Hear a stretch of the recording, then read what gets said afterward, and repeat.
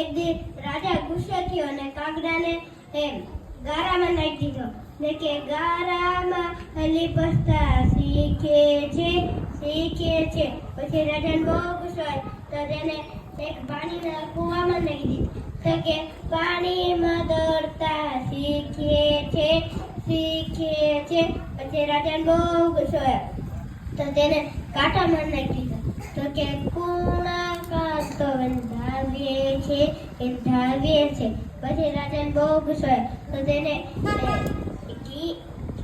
તેની ડબોળીમાં નાખી દીધો તો કે તેલ કાને મૂકીએ છે. પછી રાજાને બહુ ગુસ્સો આવ્યો તો તેને એક ઘીની ડબોળીમાં નાખી દીધો તો કે ઘીના લપકા ભરીએ છે.